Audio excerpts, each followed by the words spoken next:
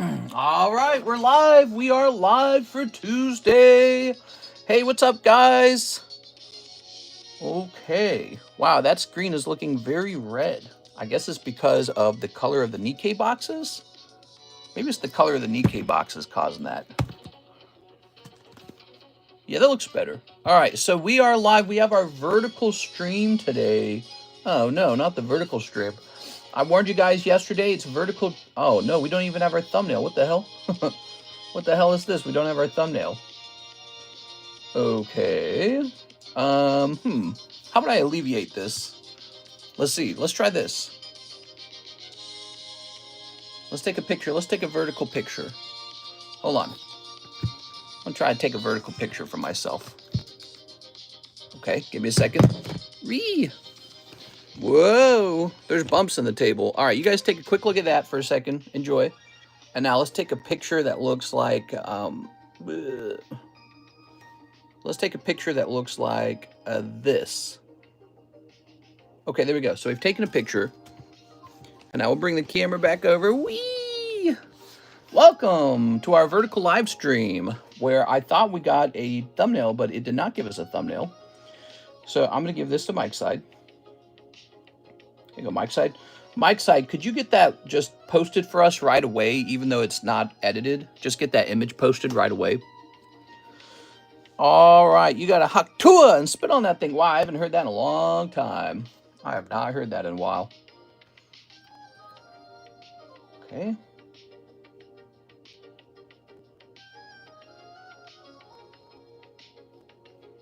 All right. Now we want to say, Tuesday vertical stream. Let's say, now let's make a proper title, shall we? So we're going to say, Hot Nikke Korean cards are back. Let's just say Hot Nikke cards are back. And then we will also say, what else is new? Mega Symphonia Restock. We could also say, I don't know, what other interesting things are going on? Nice breaks. All right, we'll just say that. Pokemon Card Shop. All right, we're going to save on that. Hot Nikke cards are back. Mega Symphonia, nice breaks, Pokemon Card Shop. What was the price on the Nikke cards in the past? Does anyone remember? Korean Nikke was $2.50. All right, we're gonna leave it at that. So the Korean Nikke cards are once again $2.50. We are. I might need to look into that actually and see what I actually paid for them if it was more this time, because you know as time goes by. Oh, let's see. How does that look? Did Mike's side get that thumbnail in? Let's see. How does that look? Oh, okay. Weird though. It's not a vertical thumbnail, so that's strange. That's really interesting that you can do that. That you can have a horizontal thumbnail. If I missed anyone, I hate vertical comments. What's good? Just at work, wiping down the top of the generator. Chilling at work for another 3 hours. Nice. What? What is this? Look, we're supposed to be getting our Value Max submission back soon. Look at this. Oh, it says it's a problem order, but that actually could be extremely good. Hold on. Hold on, wait a second. Are they going to say that I need to pay more money for the return? There is an additional charge of $385. Wow. Something graded 10, guys. Look at this. $384. That's PSA. Something graded 10. My God, I hope it's the Gengar and the Dragonite. Here goes. Let's see. Like, the other cards are cool too, but... the Dragonite and the Gengars are 9s. Oh, God, dude. Let's talk about the 10s, though. It looks like the 10s are going to be Victini, and Final Fantasy Cloud, which was also an upcharge. Wow, that's crazy, dude. I cannot believe that that was also an upcharge. And it's still expensive, too. What the F, dude? Wow. I don't know. They just want a lot of money on those upcharges. All right, I don't know. Okay. Wow. All right, so the people who had those cards, I'll reach out to you or you reach out to me. I'm gonna go ahead and say I approve. Ah, man, the two cards I wanted to get 10s on were the Dragonite and the Gengar. Man, that is so tough, man. They do not hand out 10s on those. Well, I'm really happy for Mr. Scuffed and Miss Six. They're going to be very excited for that. You know, I wasn't sure how those cards would do because they looked slightly off center.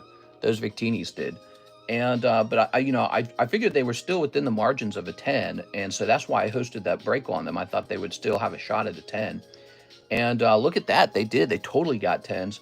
So allow me to explain. Let this sink in, everybody. Miss Alexis pulled Victini, and so did Scuffed, for 40 bucks. And now it's like, what is that worth? Is it like 2,000 or something? Let me see. PSA 10. What is it called? It's a Japanese Victini promo. What exactly is it called? Hold on. Yeah, here it is. So it looks like it's about $1,500. Unbelievable. So they went from 40 bucks to 1.5 thousand. Wow, that's really good. All right, well, I'm gonna go ahead and toss this up here, and so they're gonna charge my account for that, and I'll get the, you know, I'll make sure that they pay the, I guess, the upcharge fee. I'm really sad though for Mr. Brett Love. I'm sad that the Dragonite was a 9. I'm also sad for Tammy that the Gengar was a 9. Those are high grades, but you know, I had a funny feeling that they might be 9s. You know, I saw them. There were these tiny little minuscule issues with them, but you know, so were the Victinis. The Victinis had minuscule problems with them as well. So I thought, you know, there's a chance that they grade 10, but there's a chance that they don't grade 10 too, right? They were almost like borderline, but you know, but so they gave out. Also, there was a 10 for the Cloud, and I believe that's a Mr. LaFlame card, wasn't it? I think it was. Still, that's really cool. Wow, this guy who told me about the upcharge, Will Forrest, is called the Pricing Results Trainer. Pricing Results. You hear that? So they go, if your card grades too well, even if you paid for a higher tier, we're still going to upcharge you if we think it could have gone into an even higher tier. The PSA, you know, I got to say, man, people are barking for somebody to take away the mantle of top grading company, because that is just not a good pricing system. It's really not. I've never heard a single person say that they're happy that PSA upcharged them. You know, but you know, it means you're getting a 10. That's great. But it feels kind of like the mafia saying, yeah, we know you're making money. You can give us some of that money. Where's my money? I saw it as 9s, so I'm glad it wasn't 8s. Yeah, 9s are still really good, by the way. So 9s are not bad. I was just really hoping that Dragonite would grade 10. So I'm disappointed with that. I would help him cross-grade it to another company if he wanted to try grading it with Tag or CGC or something to try and get maybe a bit of a higher grade. I would do that with him for free if he'd like. Well, you know, I wouldn't. Probably there would still be the cost of the cross grade itself. But you know, if we could get a Gem 10 at CGC, that would be good. A Gem 10 at CGC would be fantastic.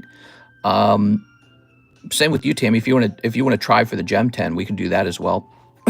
You know, I did that with my Dark Charizard, and to be honest, I like it better as a Gem 10 rather than a PSA 9. That's actually true. So for the daytime stream on Tuesday, we chose today to be Vertical Stream Tuesday.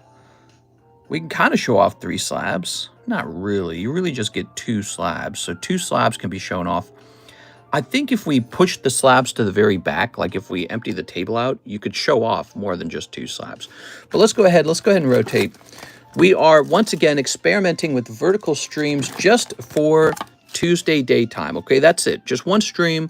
We want a full stream this time. We want a full 2 hours. We want to see how it performs. We want to know if we run into people we never run into, see if there's maybe some new people. This is the Doom Scroll stream. Doesn't Tag not upcharge? You were just really happy they uncharged you. Do other companies upcharge? Generally, no. I don't think any other company has ever upcharged me. And I think PSAs, you know, they're in a great position as a company. They're doing very well.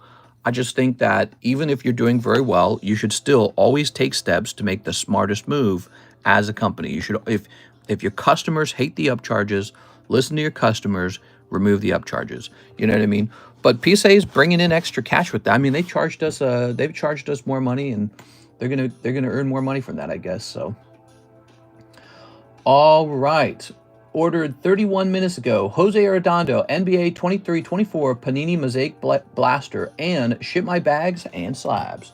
So I believe we need a whole fresh box of that Panini Blaster. I'll be right back, guys. All right.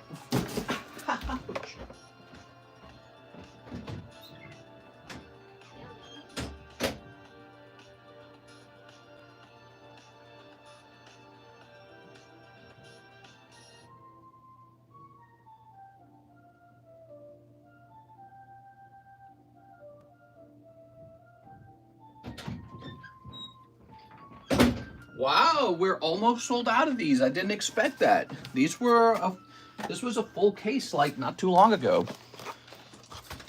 All right. Hey, what's up, guys? Welcome to the Tuesday vertical stream. We don't host these very often. It's a rare vertical stream. Mike Side and I are doing a final test because last time I ended that stream too early. Gaming Central AUS, what's up, man? How's it going? All right, what we got here? Mike Son and I have a suspicion that we get a different audience on vertical streams. Ooh. So my arms naturally want to be here, but I need to be about right here. Maybe I can shift the camera over. Yeah, something like that. All right. We have to test a vertical stream to its completion.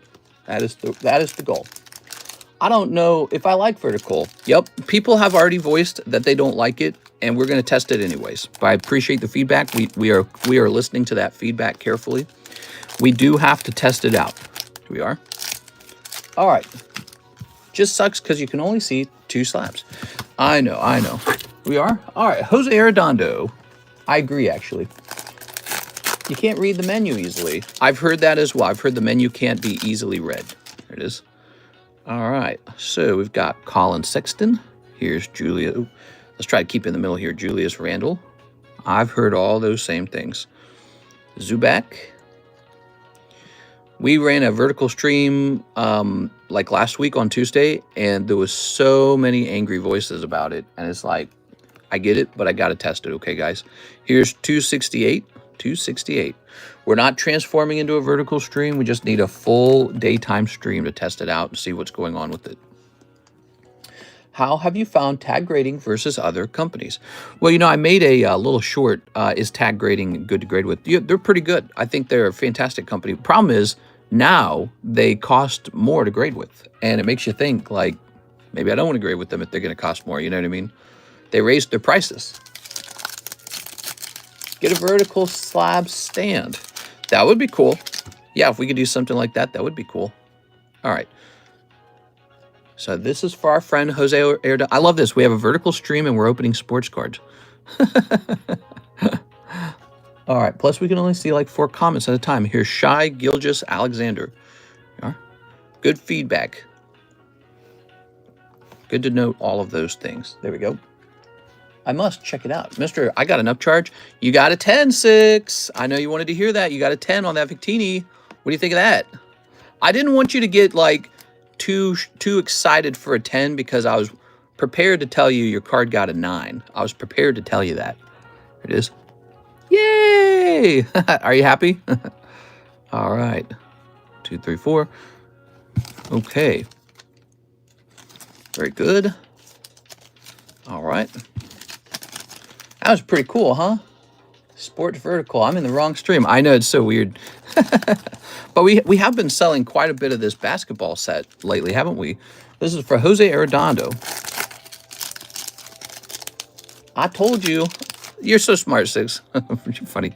We are. Ooh. It's a very high pressure card, and I don't like it getting my hopes up too high because I've had my hopes crushed by PSA too many times. In fact, 6, 2 other cards got 9s, so it was really it was pretty sad. It was the card I wanted the most to get a 10 was that Dragonite because he looked very close. He looked borderline, and he got a 9, and it just really disappointed me.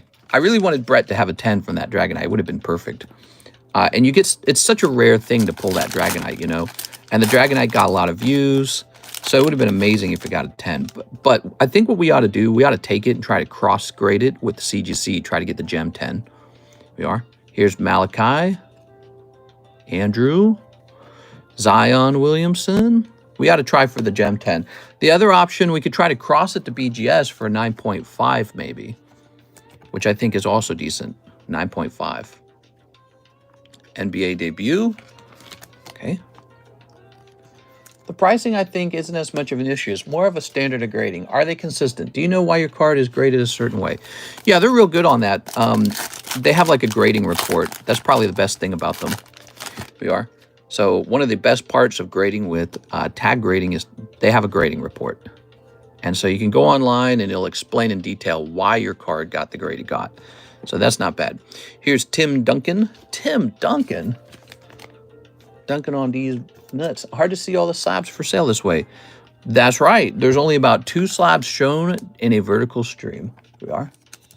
Okay. What's today? Again, it's Tuesday. Okay. And here is... Okay. All right. So here is Jalen, Kobe White. Get past all these commons. These are all commons, huh? Buddy Hild and Brandon Miller. All right, so we're done with that box of basketball. Yeah. Should I cross-grade CGC Perfect to BGS for a shot at a black label? I would. Yeah, I'd give it a try at least. If CGC didn't do a good job of it, then you know that's going to be kind of embarrassing on them. But if they did do a good job of it and it turns into a black label, that's pretty good too. Maybe the guys at BGS would be like, "Oh, good. CGC's already done the hard work for us," and then they'll just review it to see if it's really perfect. Who knows, though? You know, it could have been the case that they were handing out perfects too easily. I really want CGC to bring Perfect 10 back. If they bring back Perfect 10, I will 100% become a big CGC customer again. I'll be sending lots of cards to CGC because I want a chance at a perfect. We are. All right. What was my upcharge? I think I might have understood the upcharges incorrectly. I think the upcharge is not $75. I think it's $25. Let me look at it again. Okay, hold on. Okay, it gives you this big number, but then when you look at it, it's adjusting it from a different price. So it looks like you have an upcharge of about $25. Not that bad. 25. And so does the person who sent the cloud, and so does the other guy who had the Victini. By the way, both Victinis graded 10. Pretty good, huh? Makes me want to host more of those kinds of breaks where it's a raw card that has not been graded yet. It is as long as I can, you know, cut a similar profit margin. It doesn't matter to me that much. We are. I'm new to card collecting. I started in January and I'm still finding my way. Do other companies have a report or given any indication of why they grade a certain number? Tag Grading exclusively does grading reports. I guess PSA does one as well, but only if you grade like at a really high level, like if you order like a really expensive copy of the grading. So if you pay a lot of money, you can get a grade report from PSA. Here's the problem. I did that one time and they barely explain anything. They just say upper right corner is like, well, I could have just gotten, you know, let's see, I could have just gotten, what do they call that? Subgrades at CGC or BGS or whatever, BGS, and it's about as good. So yeah, PSA technically has a grade report, but it's not that useful. You don't walk away understanding what the problem is. They just say, upper right corner. And you look at the upper right corner, it looks fantastic. We are. Hi, Mr. Hope all y'all are doing good. Only have that Lugia slab, I think. Okay, sounds good. Oh, you're the guy who pulled the Lugia slab. That's right. So you have a pricey shipment. Your shipment's expensive. Here we go. Let's see. Grabbing this.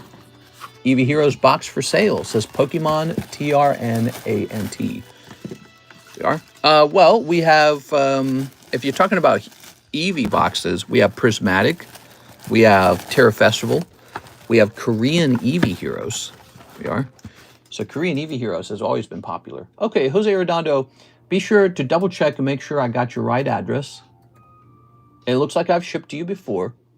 Ooh, maybe we should reset our shipping software. Let me reset the shipping software first. I should do that every single day. I just saw PokeRev's BS about using your content. What was that about? Sheesh. says BWM Lover. Hey, what's up, man? That occurred like a year or two ago. And basically, he wanted to use a really good clip of me pulling a very, very, very rare event. Basically, I was pulling a no hollow Air Dragonite. I have it next to me, actually. Where'd it go? Ah, here it is. There it is. Oops. Okay, so, you know, I pulled that, and he wanted to use that content in a video of his, and I wanted to be credited in the video. That doesn't mean he had to say my name or anything. I just wanted my name to pop up in the lower corner of the screen, and he didn't want to do that, I guess. He originally took the content without asking. He just took it without asking, and he didn't do any credit at all. There was no credit, absolutely no credit. And then I contacted him and said, I don't want this. And he's like, oh, sorry about that. Usually we credit people. So then he just kind of posts a link to it in the description. And I know from experience as a YouTuber that nobody really clicks on those links. So I said, that's not good enough. I want my name to pop up on the screen. Then he didn't reply. And so what I did was I asked YouTube to give him a warning that he has to take the video down. And then he did. And then there was a whole bunch of backlash from that. People were really, really mad that I did that. And I was like, all right, well, it's my video. I own the video. And, you know, so, and then there was a bunch of people dogpiling me for a while over that. And it got pretty nasty for a little while. Nothing I wasn't used to from my other YouTube channel. I'd already gone through all that before on the Game Economist. So this is my smaller channel. My other channel is larger than this one. It was a lot larger than this one back when that all took place. So I'd been through controversies before over there. So we are. That's a huge hit, isn't it? To ask YouTube to step in. Not really. No. You know what YouTube would do is they would take his content down and say you can't do this. It belongs to another user. We are. All right. All right. If you've if you've posted a lot of YouTube videos, you've probably had that happen before. You know, maybe use a clip of this, maybe use a music of that, and then you get a takedown request. You know. Okay, there we go. Anyways, he could have kept it. I just wanted my name to pop up in the corner of the screen when it was my turn, when it was my piece of content. And instead he got, I guess, super angry over it because I guess he feels entitled to other people's content. I don't know. But I got dogpiled on that. There were other content creators, in my opinion, kind of licking his balls a little bit because he's the biggest Pokemon YouTuber, and so they all want to be in his grace. You know, they want his audience. They want his audience to like them. They want him to like them. I don't care about any of that. I just want to be treated fairly on my own content. And so he had permission to use it after we discovered he had taken it without permission. He has permission, but he has to, just like another person used my content. It was Watch Mojo that same year used my content, and they didn't ask either. But when it was my content, they did a little, it's called a lower thirds. That's the type of pop-up is called. They did a lower thirds, which is just, you know, the name of the user, the name of the content creator in the lower corner of the screen just pops up for like a second and then just disappears afterwards. So they did that just recently. And I'm like, well, I would like you to do that so that people know who pulled the Dragonite. By the way, the video is very rare. It's the only video of that Dragonite being pulled. So it's sort of a famous error card that people really would like. This is sort of a famous error card right here. And he's really expensive. And so there's never been video footage of him ever being pulled. We're the only ones with video footage of this card ever being pulled, and a graded 10. So it's got a great story to it. Now, you know, if you can use the content, but I feel like people should know who pulled it. All right, 1, 2, 3, 4, 5. You know, because it's so rare. You know, I think that's fair. I don't think that that's crazy. They're going to get paid out on that content. They don't just make content for the community. They get hard cash, cold hard cash for posting those videos. They make money when they take your video without asking. So it's like, all right, you can go make money on my video, and you can compete with me in the keywords for that video. Because if you didn't know this, we have a video ourselves of this being pulled, and it's like, I think it's like 500,000 views or something like that. I don't remember. So we got multiple videos of this already doing well in the algorithm. And when he posts, he'll actually knock those out of first place, and his video will replace it, right? Because he's got way more subscribers than me. So it's like, you can go make money on my poll, my special moment, without asking. You can go replace me in the keyword section. I'll let you do all that, but you got to put my name on the screen. He didn't want to do it, so, you know, I requested the takedown, and he did. He took it down. Let's see.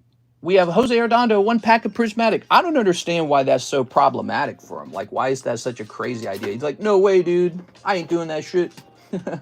Your card video is mine. We are like, that's not crazy. But it's funny because after the whole controversy, he posted a similar video using other people's content. And you know what he did? He put everyone's name on the screen because he knows the way YouTube kind of works.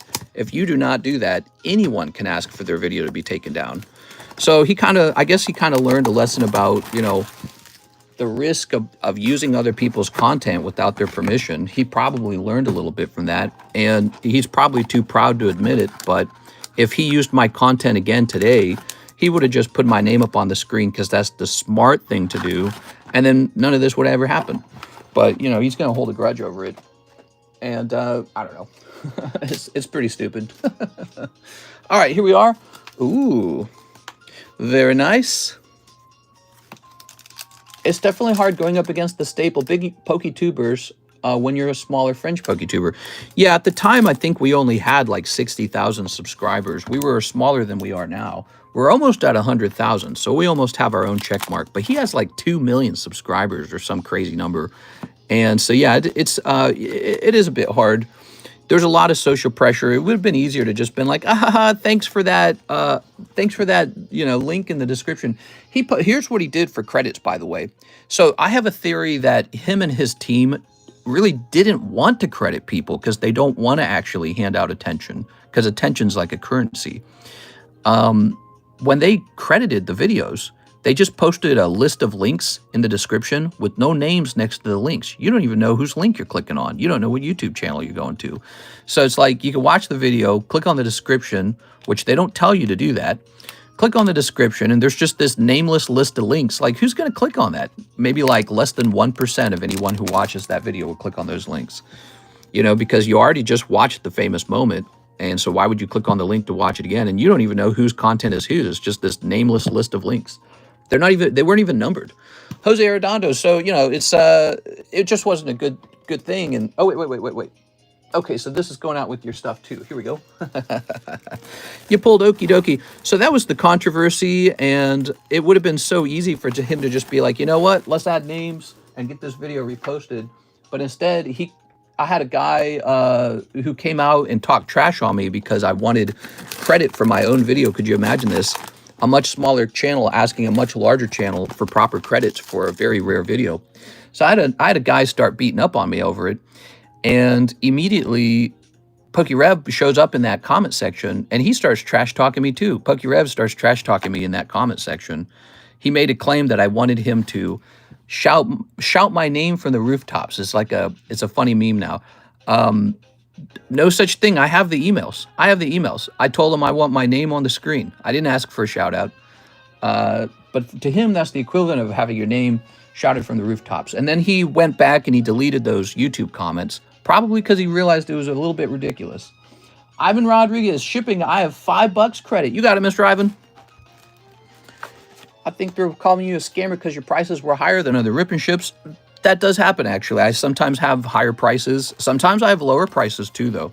So, you know, it all depends because everyone's sort of sourcing their cards in different ways. And if you find a cheaper way to source your cards, it's easier to have a lower price than everyone else. But if you can't find a way to cheaply source your cards, then your price might reflect the fact that you paid more for the cards. But here's a big difference between my cards and other people's cards.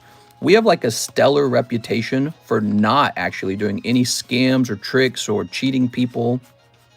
We've been doing this 6 years and have like a perfect reputation. All our breaks and everything are done with like perfect ethics or whatever you want to call it. Is this it, Mr. Ivan? I think it must be this then. So we have a stellar reputation for that. And where does that come from? I just have really strict rules and principles for how I source product and how we sell them and how we open them. And one of my rules for how we acquire product, I don't like to buy product that has a chance of being weighed or searched. I don't like that. So, you know, and if I do, I typically warn that this product could be weighed or searched. But we tend to source only the highest quality, like sealed product from people who I don't believe open product for themselves and who I don't believe grade cards for themselves. Yeah, so that excludes a lot of sellers when I do that. So I actually do research on who I, acquire from. And if I see that they're opening cards too, or I see that they're grading cards, I kind of avoid them because I worry that, let's say you have a pallet of cases and there's a big chase pull in one of those cases. I worry they start to go through the pallet until the huge chase card comes out, like a manga, right? Like a one-piece manga. And then once the chase manga's pulled, they say, okay, now I can liquidate this pallet on eBay or on my website or to CardCon. I look for that behavior so I can say, I'm not buying from you. I'm buying from this other guy who clearly doesn't grade cards. So I do that kind of stuff. And guess what? That means sometimes I have fewer people to source my product from, or I have to pay a higher, premium for like content, or not content, product that can actually produce those top pulls. And so I feel very confident when I sell you guys these cards that we got the good stuff with no tricks, no searched product, nothing like that. And as a result, we tend to get pretty good pulls. We just had it, by the way. So you'll notice on our YouTube channel, we just had a prismatic God pack come out, And so again, if you're buying like loose prismatic packs online on eBay, you will get them at a cheaper price. Then you can turn around on your YouTube rip and ship or your whatnot rip and ship or your TikTok rip and ship, and you can lower your price because you're buying garbage product. Makes your business look really good, but your customer gets hosed because a lot of that product at the cheapest price, that is the searched and weighed product, with the metal detectors and all that crap. So they source cheaper product to be competitive, but your odds of actually, hitting those top pulls might be going down. And, maybe I'm wrong sometimes about that. Maybe those are safe packs to buy. That's an experiment we can run, but I pretty much just assume it's searched product because I know Pokemon card selling is like a den of thieves, basically. I'm like paranoid. Mark J. Valerian, can I get a pre-grade look for the 151 Mew promo? Yes, let's take a look at that. Just the slabs, not the bag. Oh, hold on. Wait a second. You only want your slabs shipped and not the bags. Hold on. I'm so sorry. I did not catch that. So I'm going to tear this label up. Oh, wait. You're Ivan. Wait a second. Okay, so I did this correctly. I need to hit reprint on this. Can I reprint it? Okay, here we go. I thought you were Jose Arredondo talking to me because I just did his shipping. Okay, give me a moment. There we go. Okay, my bad. Okay, Jose Arredondo was fine. I got a little distracted by the conversation. I do that a lot, actually. I get really into the conversations that we have. So Ivan Rodriguez, let's take care of you as well. Okay. Yeah, I get really passionate about what we do over here, and sometimes that sends me on a long monologue. Do you have any cheaper booster slabs for sale? Booster slabs. So those are graded booster packs, and if it's a vintage Pokemon booster pack, they're almost never affordable. We do have this break, which will give you a $40 shot at it, like you're opening up a $40 booster pack with the 1 in 14 odds to pull a chase card out. So that if you are looking for an affordable graded booster pack, I'd jump into that for sure. It's already 4 out of 14. Now, but if you're looking for a for sale graded booster pack, I generally don't sell those. And we have Mario graded booster packs. Those are all like $70-ish. But yeah, you're not going to find like a cheap deal on graded boosters for the same reason you don't find a good deal on booster packs at all, because they're like a super premium product and everyone knows it. Let's see. So I'll bring this over. All right, so like this Mario pack, look at this. Here's a little Tyranitar box topper. We were going to host a break on this sometime in the future, but I don't know when. I guess I bought another one of these. I like these Mario Carddass cards. Toss it down there. But yeah, so these Mario packs, we tend to sell them around $70, and they never grade 10 because they're old wax packs, so they don't grade 10. But they're very cool, and they're preserved by PSA. But the Mario ones, you are looking for the Mario ones. Yeah, so the Mario ones are like $70. In fact, we were hosting a pack break on one of them. Where'd it go? We were hosting a pack break, and nobody jumped into it. Let's see. Are you looking for a specific one? Give me some details if you're looking for a specific one. Ah, yeah, here you go. So check that out. So there is $35, 1 and 2 wax pack link. So you could buy both sides of this and just get it outright for $70. How much is the Mario Carddass? Okay, let me check the price on that today real fast. Yeah, I'll get you a price on the Mario. So today, guys, the Nikke cards are back, by the way. We're going to say Mario. No. Let's say Nintendo Pack. Okay, we typed in PSA 8 Nintendo Pack. Here it is. So it looks like a Nintendo Pack with Mario on the front goes for about 80 bucks. Right there. With 49 watchers, by the way. That's a good sign for it. It means it's going to sell. So he'll be about 80 bucks if you're interested in that booster pack. We have them right here. Actually, we have the red overalls variant. It might actually be more valuable. They printed him 2 different ways. Here we are. Okay, regular stream is better. Yes, people have mentioned that. Although, look, we have some people in our stream we don't recognize. Only organic booster boxes on your channel. That's right.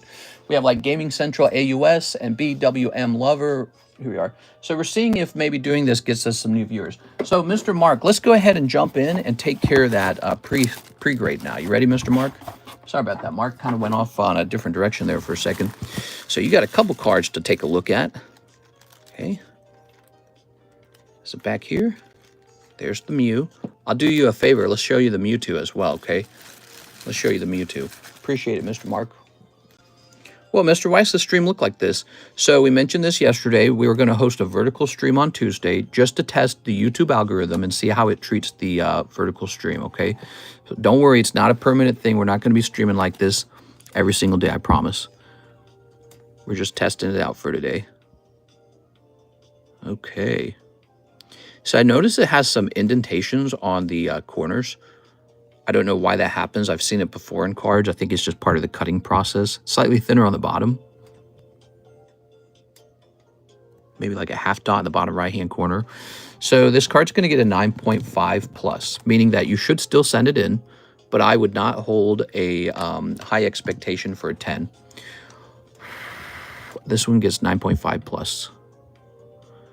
I believe it's a nice card. It has a shot at a 10, but it could very likely come back a 9, okay?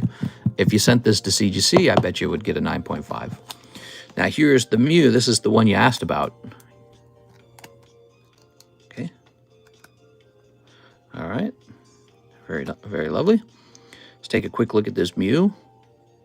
Looking pretty freaking clean, dude. Check the top to the bottom.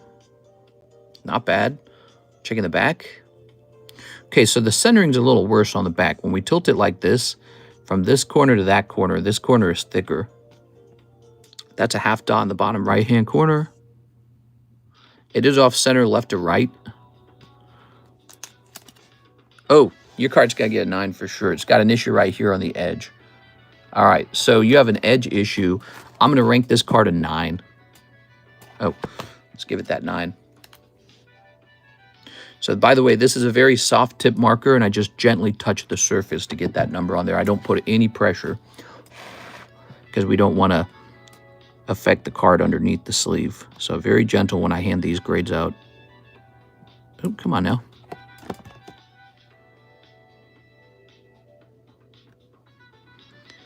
The top loader wants to stay closed. Okay, good. I'm here for Union Arena, says Shomenuchi. Shomenuchi, we're getting a new Union Arena set. It's, I don't know when it's going to arrive, hopefully in a couple more days. But that new Union Arena set is going to be Full Metal Alchemist. So we have Full Metal Alchemist coming eventually. There we go. There we go. YouTube grading. Well, it's a pre-grade. It's a pre-grade. You know, it's not, I'm not PSA. I don't represent any company. Well, actually, we have our own grading. But what I'm doing there is I'm helping you recognize any obvious flaws with the card, and this can help make your decision whether you want to, you know, expend that money getting it graded. All right, that's a side loader. Yes, we got a couple side loaders from a guy in Japan, and I'm making sure that they don't just get tossed. Okay. We got a side loader and vertical stream. Okay, thank you so much, man. Appreciate that. That was really nice. Let's see what else is going on. We have an order from Zach. He says, box of PRB2. All right, Mr. Zach. Here's your vertical stream box of PRB2. Ready?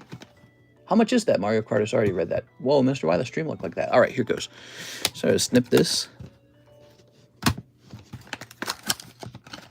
Okay. Might be worth it to grade that Mew anyways, assuming it did get a 9 instead of an 8, because you never know if it gets an 8. But let's say it did get a 9. If you look into the profit margin on a 9, it might still be higher than if you sold the card raw. Okay, does that make sense? So if you sell the card raw, it's going to get a certain percentage of value.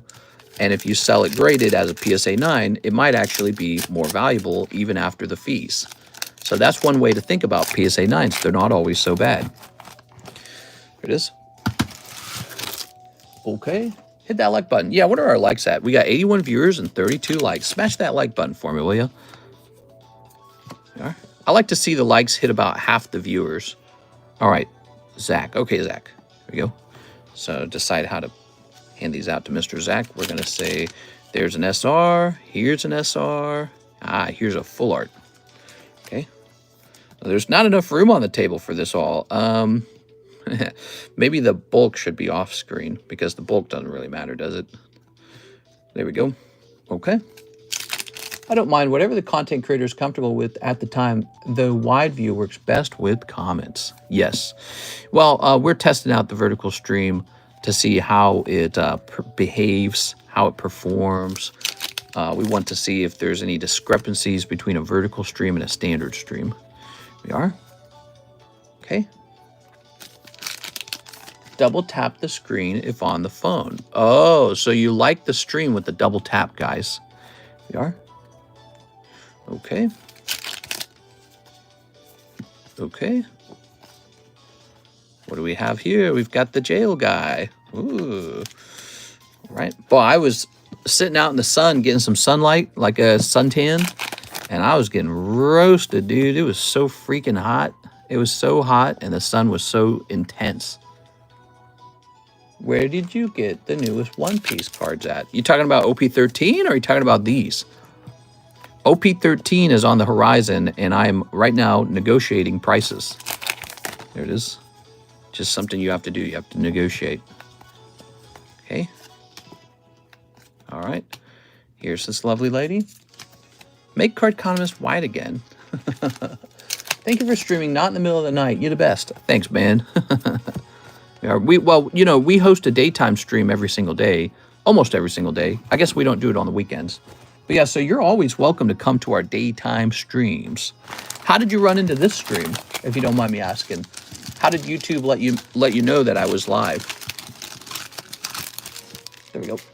Less viewers than normal? For a Tuesday stream, not really. No, not really.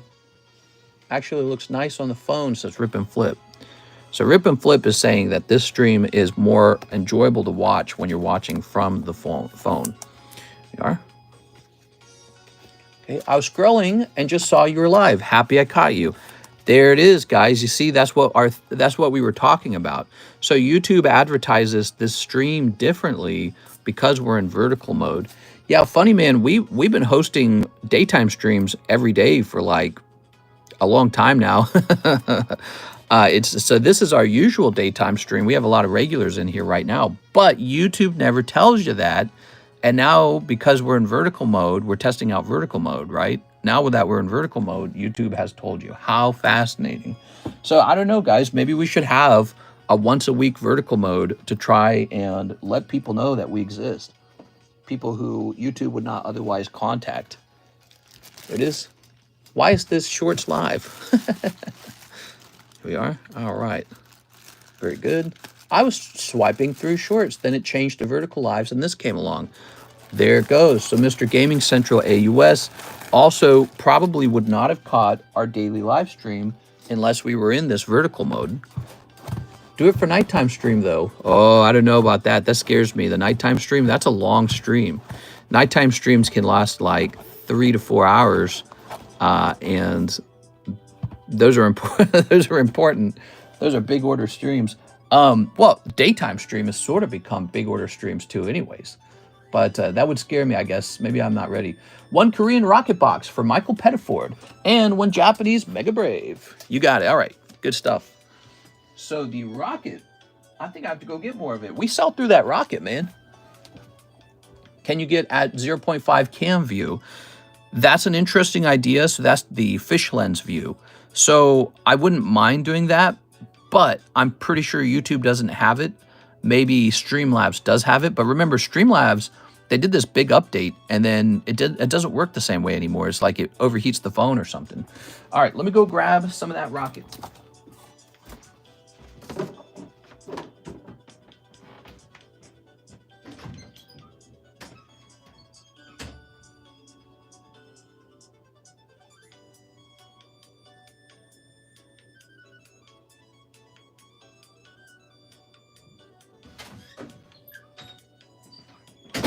All right, I'm back. I got a whole bunch of Rocket. Team Rocket Korean is one of the fastest selling sets on the menu. Because it's like $1.70 per pack or some crazy number. It's really small. There we go. There are many lives that I've come across because of the shorts, and they've all been in vertical. That is so interesting. Here we are. Okay. So give us a little bit, give us some information about your behaviors, Mr. Gaming Central. So you peruse the YouTube Shorts, I assume. Is that it? You peruse YouTube Shorts? Here you are. I wonder how many people today only use YouTube Shorts. There we go. And for those of you who want a better view, one trick we can use is we can remove a bunch of slabs. This allows the table to be deeper. So that would work. Okay, here it is. Michael. I want to try and keep these on the screen view, but it's actually such a narrow view, it's hard to do that. There we go. Chat just needs to adjust to change. It's only one stream, even if it's once a week. It's not the end of the world. We are. We host a lot of streams, so I have a similar feeling. If it was just once a week, I don't think it would be a big deal.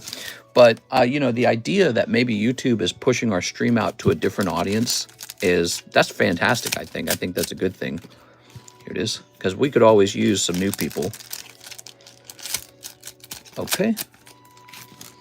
YouTube Shorts are booming. I deleted all social media about a year ago, so this is really all I have, and I do be scrolling.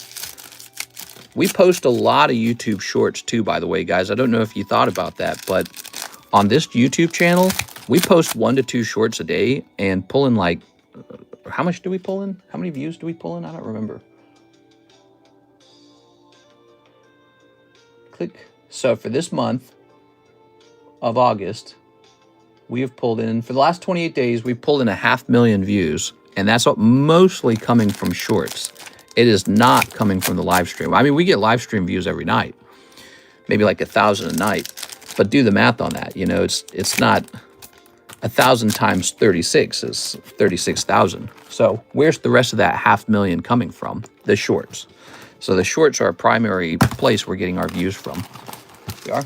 I scroll shorts a lot out of boredom. Then if something catches my attention, I look through their channel. Oh, that's cool, man. Well, you probably don't know a lot about us if you've never ran into me before. I'm the Cardconomist. We started Rip and Ships. I mean, literally, I think we started it on YouTube. No one was doing it at all back then. I've been told that the sports guys had already figured out Rip and Ships, but I'd never seen it for Pokemon, and I wasn't inspired by the sports guys. So about 6 years ago, I started doing a Rip and Ship, and back then it didn't have a name. It was me live opening cards for myself. And then, you know, I asked some guys, I said, would you like me to open cards for you? And they said, yeah, we'd like that. So I told them, why don't you buy some from me? And that's how it all started. And it wasn't called Rip and Ships back then. It was just me being live, selling some cards. And there was no eBay Live yet. There was no TikTok Live. There was no TikTok, you know, shops. There was no Whatnot. Whatnot didn't exist. And so we've been doing this for 6 years solidly. And it's just never stopped. We just kept it going. We'll begin year 7 in November. November's our anniversary. All right. I originally found this channel through the shorts. Double tap the screen for a cool effect. Oh my God. I'm not in love with vertical, but anything to help fly past 100K. Yeah, we're going to get to 100K subs, and then we're going to do that big giveaway. So we have a $5,000 giveaway planned when we hit 100,000 followers. And we're just going to keep those giveaways going. For those who didn't know this, it's every 10,000 subscribers we host a big giveaway night. So, you know, 100,000 is a special mile marker, you know, a special, what do they call that? Something stone or whatever. Milestone? It's a special milestone, but it's just another 10,000 subs, isn't it? And then we'll be heading toward 110 and hosting another giveaway night of the same manner. So we're trying to keep that going, and hopefully this channel can get to 200,000 one day as well. We are. 100,000 is just the beginning. We get a check mark next to our name at 100,000, though. How cool will that be? Ooh, I love this Tyranitar, dude. Yeah, we get a check mark at 100,000, so that'll be exciting. And it's sort of like, once you have 100,000, I think you could say that you're no longer a small channel. You're more like a YouTuber. But 100,000 is like as small as it can be as a YouTuber, right? And anything below 100,000, I'd say you're a small channel trying to become a YouTuber. And so that's where we're at. We're almost like officially there, guys. We get the check mark, we get the plaque. It's going to be very cool. But we got to get to 100,000. If you're wanting to help, what you can do is you can recommend this channel to a friend of yours who you know actually might enjoy the channel. Like, don't just recommend it to your grandma or something, because she does not collect cards. Wow, that is the Houndoom coming out, guys. That is so nice. God, I love this set. Oh, trying vertical again? Yeah, we were saying that yesterday. We were originally planning to try it out on Sunday, and I forgot to do it. And then, so now we're doing it on Tuesday. And we picked Tuesday and Sundays because Tuesday and Sundays are actually our slowest days of the week, if you didn't know this. Sundays are real slow. And then Tuesdays, on occasion, Tuesdays are very busy. Usually, here we go. Usually Tuesdays are slow. You know, Mondays are busy. I think it's because people are so sad that it's Monday. Wednesdays are pretty normal. Wednesdays can be decent. Thursdays get crazy. Thursday's an important day. Thursdays and Fridays. You guys like to buy Pokemon cards Thursday night. And we know why. Because Thursday night's actually Friday morning. So the paychecks start hitting. And so Thursday, Fridays are pretty important. You don't want to miss Thursday, Fridays. Here it is. I think that's my third Houndoom. No complaining about that. That's a great card. The Houndoom's good. Houndoom's like top 5, I feel. Look at that. Man, he's beautiful. I'd buy a couple of those as a PSA 10 English card.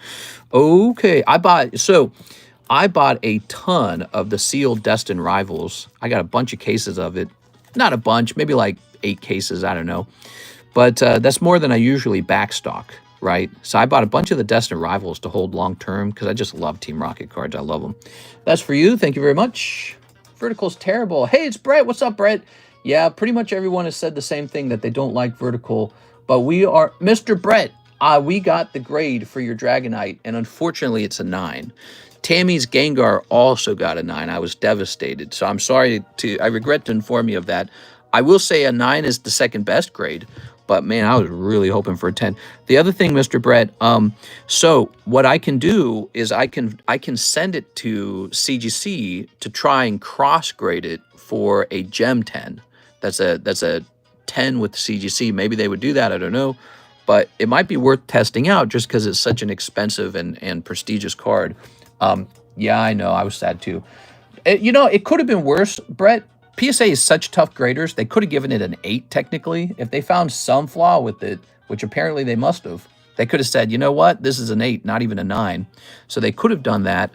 But you've got a 9, which is still a strong grade. It's just, I was really hoping you'd get a 10. And then Tammy got a 9 on her Gengar. Same deal. I would be willing to forward that to CGC to try it out for the CGC 10.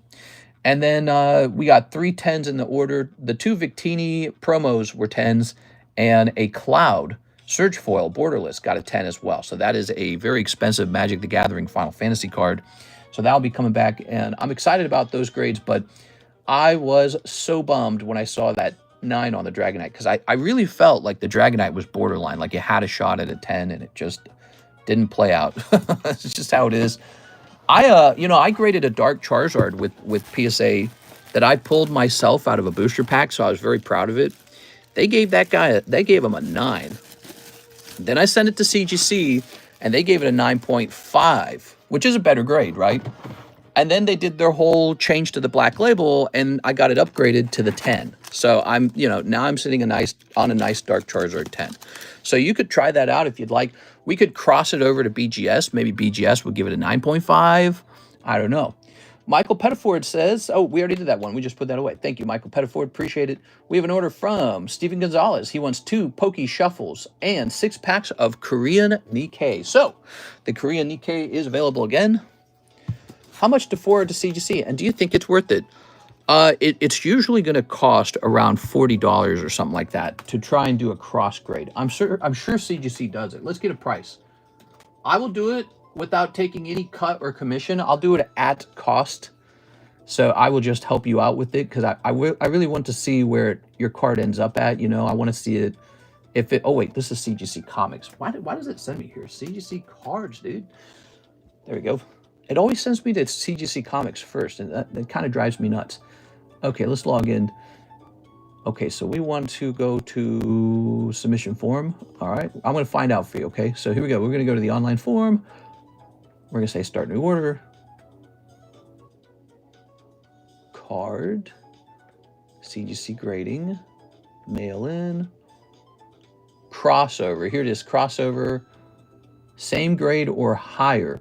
So, okay, so but here's the problem with CGC cross grade. They have an option called same grade or higher. I don't like that. Select tier. So this is an expensive card. So it looks like it would be about $36. Okay, let's go over here to add card. Does it allow me to restrict it only to a grade higher? No. So I don't like that at all. They have a crossover called same grade or higher. And I don't want the same grade. I want strictly higher. Strictly higher. That's the only grade we're interested in, is a higher grade. So I don't know if I would do it now. Darn, dude.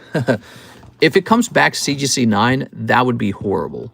But the other thing you might get is a CGC 9.5, which I think also is not preferable. I think that I would rather have the PSA 9 rather than a CGC 9.5 because of the way people look at the CGC cards. Like maybe they don't grade them very well in the middle grades. I've seen running jokes about PSA grading. How many spots left in the rocket pack? Here we are. So when it comes to CGC grading, I don't know if I would risk it. You could risk it.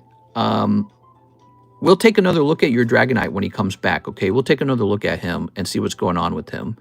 I would be very pleased if we could get you a CGC 10, but if their only option for grading is same grade or higher, I don't like that. I want to be able to choose a 10 or nothing, you know? 10 or nothing. I don't want to have to get a CGC 9 and then resubmit it to PSA to hopefully get the PSA 9 again. 6 packs of Korean. 1, 2, 3, 4, 5, 6. There it is. So if you guys have never opened these are Nikke cards. These girl characters are taken from a video game, and they're very saucy, and that's why people open them. They're very saucy. Thanks for the honesty. Well, of course, honesty. We got to get you your optimal outcome. So BGS is another option, too. You could try maybe for a 9.5 at BGS. That would also be better than a PSA 9. Here we are. Do that for my Gengar too. Yeah, so, you know, you could send the Gengar off to CGC and see if they would turn it into a CGC 10. But here's the deal, Tammy. If their only option for deciding the grade is, what am I looking at? Is this a shoulder or a butt? Oh my gosh, that's a butt cheek, isn't it? Look, that's a butt cheek. Wow. We are? All right. So if their only option is same grade or higher, that means that you can't tell them that you... Oh, right away. Look at that. So here's a signature card. Signatures in this set work a little differently. Every box has 1 to 2 signatures in it. So it's not like Weiss where there's 1 to 2 signatures in the whole case. Nikke Korean is a signature per box, and sometimes 2 signatures per box. Go. All right, so these were very popular, and once we sold out of them, we had a couple guys request that they come back. Should help on mobile view. Mister, you can pin a message in chat to check out description to purchase live packs. Pin a message, huh? I don't know if I see that option. I'm not seeing that. All right. We are. Let's see. That's something maybe to figure out later. Oops. My gosh, I got to learn to keep my hand in the middle. So Dragonite 9, Gengar 9. If I were you guys, I would want to try and cross-grade them for a higher grade than just the 9. But I would not want to cross-grade them for the same grade. So if you send it to CGC and you get a CGC 9, that's actually a downgrade. If you send it to BGS and it only gets a BGS 9, that is also a downgrade. It either has to turn into a CGC 10. See, I wouldn't even accept a CGC 9.5. It either has to turn into a CGC 10 or a BGS 9.5, which that is an upgrade. All right, Steven. Thank you, Steven. Let's grab your bag. Check description for all purchase info. Only Mr. can pin. I can't pin. This. Let's see. Grab this. Back in for another box of Korean Rocket. Heck yeah, dude. Let me ask ChatGPT. He'll tell me how to pin something. Hold on.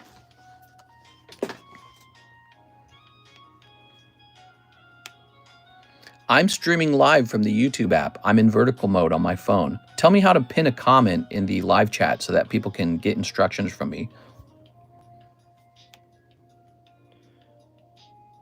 Okay, let's see what it says. It says, open your live chat by swiping left if it's not already visible. It's already visible. Find the comment you want to pin. This can be your own comment. Tap and hold the comment until a small menu appears. Okay. So, how do I leave a comment, though? It doesn't show me how to leave a comment. The live chat shows up on my cell phone screen while I'm live streaming from that same cell phone. And although I can see the comments, I don't see a clear way to leave a comment. So how could I pin my own comment if I can't type it? Okay, hold on, guys. AI is amazing. I love that you can just have a conversation with it and it can explain. Use a second device. Oh, okay. So we've got that. We've got the iPad right here. So let's try that. Check. No. Let's say menu and description. Let's see. Menu in description. Okay.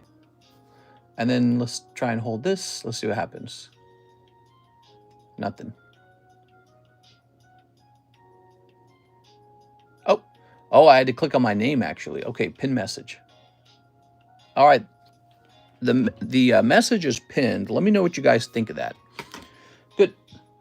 So, did we get Steven's 2 Pokey Shuffles? I almost feel like we didn't get his 2 Pokey Shuffles. Did we get Steven's 2 Pokey Shuffles? Steven, you would know, because you're the you're paying very close attention, I'm sure.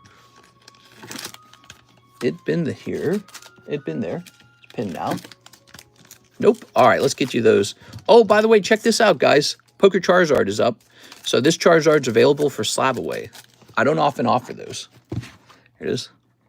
But someone asked me to because they said I should do that to get more of them out there or something like that. Okay, you ready? AI the devil. The devil! There we are. All right. 2 cold ones. I'm sorry, man. Those are 2 cold ones. It's making people forget how to read and write, to be honest. Use it or lose it. Yeah.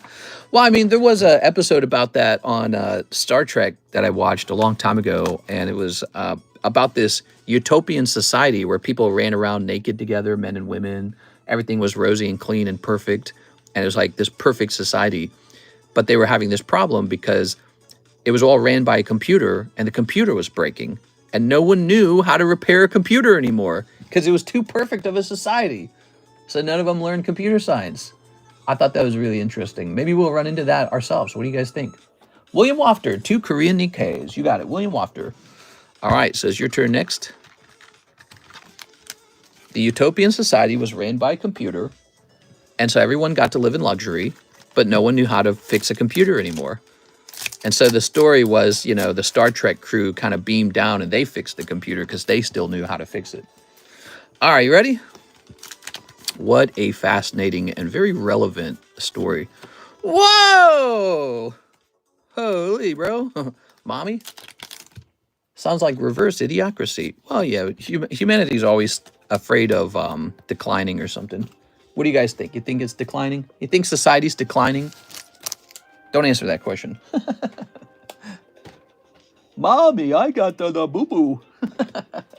I thought about buying the Labubu and making a short where I cut the head off the Labubu and like dissect it. However, if I did that, I would first have to spend money on Labubu. So I decided against it. Mommy, I can't talk shit on Labubu. I open Pokemon cards. No, Pokemon cards are infinitely better. I don't want to hear about it. Ah, here it is. William Wafter. Pokemon cards are way better. Labubu sucks. Not Labubu. All right, that was William Wafter's bag. Thank you, William. Okay. Now we have an order from Mr. Mark. He says, I would like to send the Mewtwo out for grading. Not sure who to send it to. Nowadays, definitely send a PSA because there was a price change for tag. And now that tag's more expensive, I feel like the value is with PSA. So most of the time, the answer is going to be PSA. If I ever give your card like a 10 plus, do BGS. BGS Pristine is a very desirable grade, the Pristine 10. It is harder to get than a PSA 10, although the gap is smaller between those two grades now because PSA raised their standard. Okay. You know what? I need more of the semi-rigid sleeves. So I'll be right back, and I better plug this in. I'll be right back. Let me go get more sleeves. I want a little boo-boo. Come on, man.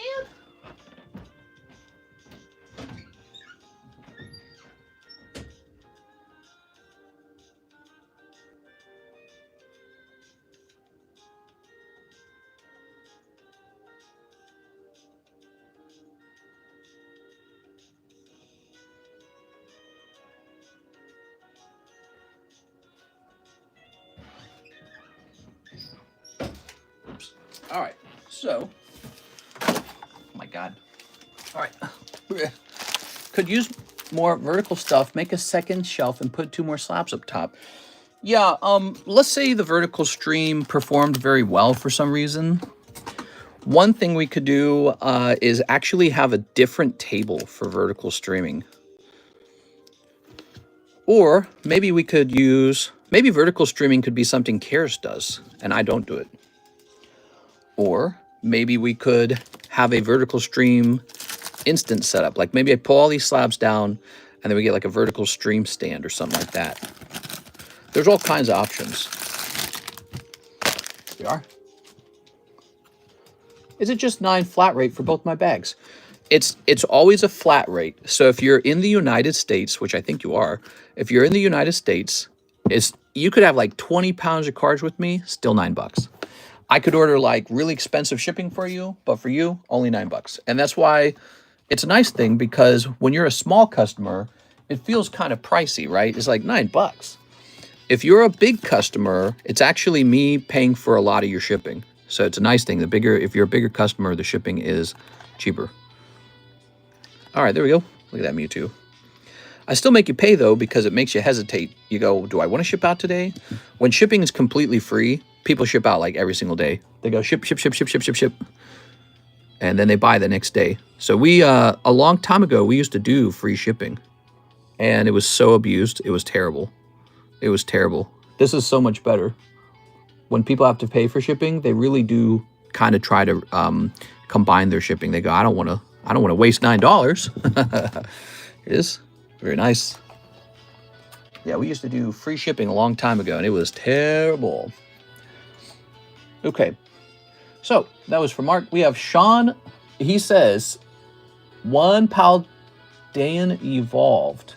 Paldean evolved. Oh, if it ain't Tauros, an AR or better, donate it, give away, or trash that. All right, so let me grab 1 Paldean Fates. Where's the Paldean evolved? Let's see. Haha, all right. There it is, 1 Paldean evolved. Let's see what it is. Whoever made those things definitely put an evil hex over them. Some type of witchcraft sorcery involved for sure. What? Oh, you're talking about the Labubus? Okay. Very nice. Well, I went shopping to buy a cheap Labubu so I could make a short of me clipping the head off of it, and then maybe I'll open a Pokemon pack right afterwards. But again, the cheapest one I could find was like $40. And I was like, I'm not giving $40 for a Labubu. And it just reinforced the ridiculousness of the whole thing. Like, this is worse than Beanie Babies. And then I saw people were making like these plastic cups to store your Labubu in so it doesn't get dirty. But they were also making like clothing and sunglasses for your Labubu. And I thought, oh my God, dude, like what is going on? We are, oh, Mimikyu. We got Mimikyu, Fui Coco. All right, this one looks like a donation. Okay, this one's a donation. Here we are. Very nice. Okay. And here's what I'm going to do. I'm gonna take these and just put these on the bulk pile because they're kind of crappy. And we're going to slip this into a sleeve like this, like so. And we're going to get the next binder break started. Okay. PSA 10 Mocha Labubu. Mocha? What does that even mean? All right, so this is the next binder break. It's got one card in it so far. We're gonna add cards to this, okay? Don't worry. But I'm gonna just get it up here.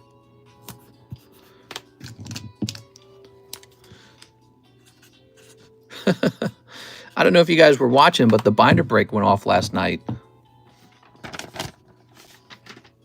How did we do it last time? Did we have a sticker at the top? I feel like we did. Put it at the very top.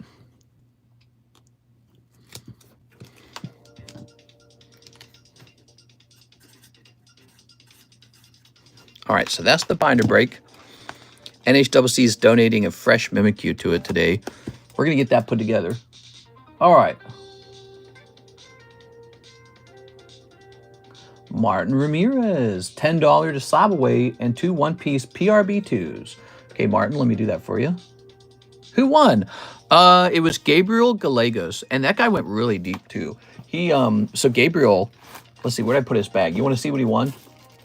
Oh, it's this whole bag. See this whole bag? He got all of this out of the binder break for 40 bucks. So he got all this for 40 bucks. Check it out. So I donated these from an abandoned bag. Some girl. No, wait. No. It wasn't an abandoned bag. Mark donated these. I remember now. But we were picking some cards out of abandoned bags. So here's Archeops Executor. It's a little hollow. I don't remember the Archeops. So these were the proper cards in the actual break, though. These right here with the numbers on them. So I was building up the break to whatever 7 times 40 was. I don't remember that. These were from Tammy.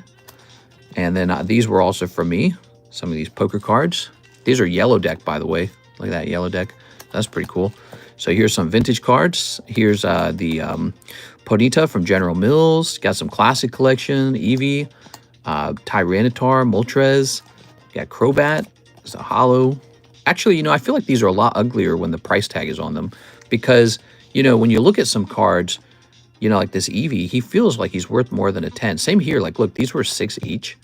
But that actually feels like it cheapens them somehow. It makes me less interested in the binder break in a way. So I'm going to remember that. I think for the next binder break, we're not going to write the prices down on the cards.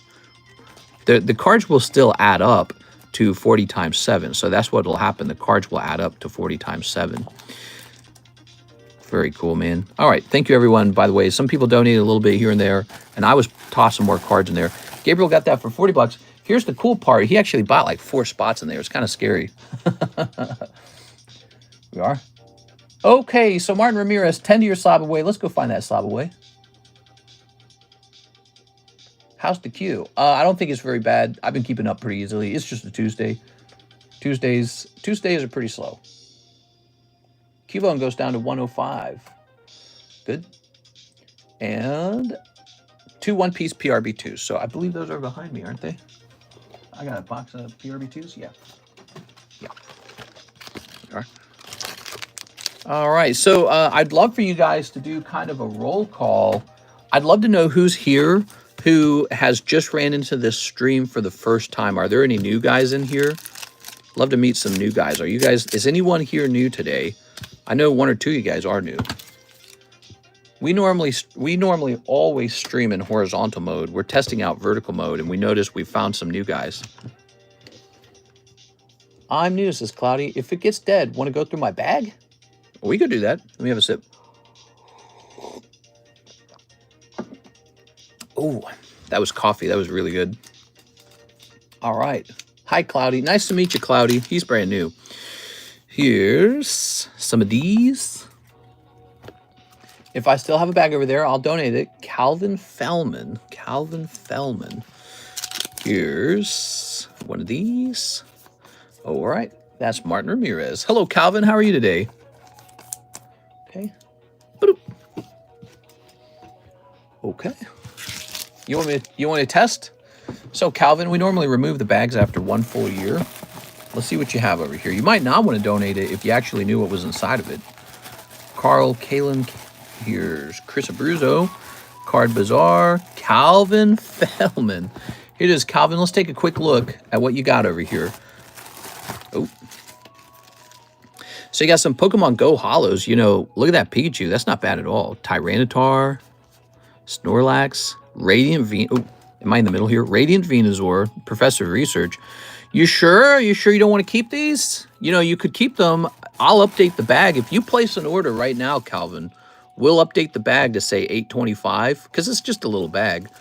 If you place an order, I'll update this for you, and you keep all the cards inside. What do you think? All right. So that's for Mr. Martin. Mr. Martin. Ugh. You'll notice I don't regularly comb through all the boxes to try to find expired bags. We look for expired bags when we run out of room, actually. That's how it works. If we run out of room, I go, oh, what's in here? Okay. Thank you, Mr. Martin. Appreciate it. Keep it, mister. Donate it. It's yours. Ah, you're too kind. All right, so I'll set this over here. We'll process this. Maybe we'll find something to do with those. You're very kind. Michael Pettiford says another box of the Korean Rocket. All right, let's do it. Michael Pettiford. Whew. It's crazy how much product we keep by ourselves. Whoa, we got a Brett order. Brett, we had a friend, Mr. Mark J. Valerian, and he opened up a 151 UPC and a Charizard UPC yesterday. And I thought, that's exactly what Brett would have done. But you know, Brett, so the new stuff we have on our menu, by the way, Pokemon Black and White English, Black Bolt, and White Flare. Those are ETBs, so that's pretty fun. Black and White. And then the other new stuff would be Mega Brave, Mega Symphonia. Those are the new things. Mega Brave, Mega Symphonia. The new Japanese Gundam set is selling out. We actually had to raise the price by $1 per pack because it's selling out. And I went to my supplier to restock, and he said, can't restock it. There's none left. So that set's doing really well, Gundam. And then... Let me think. What else? Anything else doing really well? What do you guys think? Is anything else going crazy? Well, we got fresh breaks. Step in this. Like we got a fresh rare candy break. It's a EV VMAX Alt-Art. That's pretty cool. Good working every day. Saying how you feel since your family. Snip of this. Okay. Oh, I know one. PRB2, which is One Piece. That set's doing extremely well. Sarah opens a lot of that set. She's chasing a manga. No one's pulled a manga out of there yet. There. Okay. All right. They were selling out, so we had to raise the price. You're very proud of price gouging. Well, think of it like this, Mr. Kupo. There are sets where I actually lose money. There are sets where I put a lot of money in it and it won't move. And so... when I say something like the price is going up on a product, it's there to help you understand. I'm just reflecting the demand in the market. Some products actually go down in price over time. And I could tell you about a set where the price went down, but you're not going to get excited for that because it's like, well, no one wants it. So that's just kind of the nature of collecting. People want to know what's going up in price so they can buy some of it before it's too high, you know? So I kind of, it's like the news basically. If it turns out Gundam's a big hit, and the prices are rising, people want to know about that so that they can buy some before it's all gone. And yeah, so Gundam's doing extremely well, and I wasn't able to restock it, and we only have 2 cases left. So I was forced to bring the price from $4 to $5 a pack. Oh yeah, look out. Card shop owners are the new tycoons of industry. Yeah, we're not like billionaires running Walmarts, man. It's not that crazy. You know, you got like Apple's making billions and Walmart's making billions and Costco's making billions. Your local card shop guy raised the price of packs from $4 to $5. Look out. But no, again, that's just to, because I do this all day long and I do it every day. To me, I was impressed by the fact that Gundam went up in price because I wasn't expecting that. Because Gundam's not Pokemon. And I'm a big Pokemon card guy, so it's like I'm impressed by that, and I like to talk about it. But you know, there's probably been some pretty nasty. You might have had a nasty experience with a card shop or something. I don't know. The cards get really ridiculous. You know, it's sometimes the prices are all theory and stuff like that. You don't really know if a price is too high or too low until the market responds, right? And so prices can get really out of whack. They can go way too high. They could be way too low too. Like you sell out of something and then you try to restock it and you're not allowed to. The supplier says, we don't have it. So what you had is what you had and you don't get any more. So then you got to run off to the secondhand market and you're buying it at the consumer price. And so then it's like, well, then we got to go above that. If you're going to sell product for a profit rather than, just selling a product at break even, which if you sell a product at break even, that's not a business, that's a charity. You're just basically wasting your time. You might as well go work at a charity and at least help people instead of, just entertaining with cards. But so Taco Bell's in business for a profit, Walmart's in business for a profit, and they're making billions. Your local card shop guy goes from $4 to $5 on a booster pack. He's not becoming a millionaire on that, I promise. I'll tell you what did make me kind of wealthy, though. Pokemon cards made me wealthy because I made a really big gamble on them. I put all my money into cards, and they exploded in value. So that is doing me a good thing. Here we are. Yeah, trust me, $1 extra per pack on 2 cases of Gundam isn't that much money. Here we are. The Vertical Poke Shuffle. Cold. I also had a couple cards in the Trainer Battle game you used to run. The Trainer Battle game. Oops. The Trainer Battle game. I don't know that one. I used to have a couple cards in that Trainer Battle game you used to run. A couple cards. Here's this. Here we are. Koopa must be new. All right. There's a lot of bitterness. I don't know if he's new, but there's a lot of bitterness when it comes to card shops. It's because all the prices have gotten astronomically high, and there's people who like open up card shops and they're like, all right, who's going to buy these Labubus? I used to sell sneakers and then I sold Pokemon. Now I'm selling Labubus. So there's a lot of that going on too. And I got salty from that. I saw that on TikTok. Yo, what's up, bro? Typical TikTok shop, right? Yo, what's up? Who's going to buy this Labubu? And he's got like a Pokemon name for his shop, right? So his shop's got like a Pokemon name, but he just wants to sell Labubus because he really does not care what he sells. He just wants to make a lot of money. And it's sort of going from cards to Labubus. I don't have respect for that. I don't know what it is. Something about it kills me a little bit. It's like a degeneracy or something. I don't know what it is. Maybe it's because I'm a guy. Maybe Labubus are like a girl thing. I don't know what it is. I must have something against Labubus. I don't like the feeling of them at all. They feel way too risky. They feel way overpriced. My prediction is that's a bubble and it's going to pop probably. Or who knows? Maybe Labubu is at the beginning of something big. I don't trust it. My gut says no. Selling your soul for Labubu. Gym Break Battles. Yes, Gym Break Battles. DP Fitness game. Oh, yeah. He stopped in and said hi to us all. Here we are. I don't think Pokemon Company liked product being so high out the gate. Heard that's why Sam's, Costco, big boxes are getting all the stock right now. Do you feel that is true, says Paul? Yeah, I mean, that sounds great, but it doesn't solve the problem. All you're going to have now is, instead of the card shop making money on that product, it's going to be whoever stands in line at Costco and Walmart. So it doesn't solve the fundamental problem, and that is Pokemon cards are the hottest item in the world right now. Everyone wants them. That's the real problem. And how do you solve that? I mean, you want to make your company, less popular? Boy, I swear this is like tilted, but there's no way for me to correct it. Can I keep certain cards and donate the rest in my bag? Yeah, we can do stuff like that. Yeah, if you ever want to donate stuff. There's more guys than you realize purchasing Labubus. I remember people would make a team out of the cards you pulled for them, then would battle other viewers. Oh, the Battle Tower. We tried that for a while, and people did not like it. It was too complicated. That's called Battle Tower. Oh, so you're saying you've got a couple Battle Tower cards. Give me a second. Okay. I forgot about that. Yeah, that was cool. I liked it.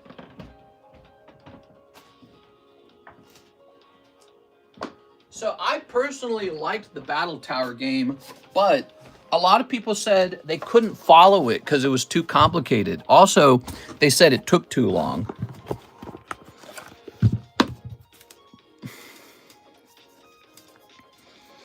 Oscar Diaz, Jack Gray, Jeff Leon, 6 Gargoyle, Calvin Fellman. There you go. That was this is it. This is all the people that were in it, not too many. Okay, so Calvin, what did you actually have? Okay, you had a Mewtwo and 2 V cards, also from the same set. There it is. All right, Calvin Fellman. I'm telling you, Calvin, if you want to add more cards to your bag, you can ship it all out. Not a problem.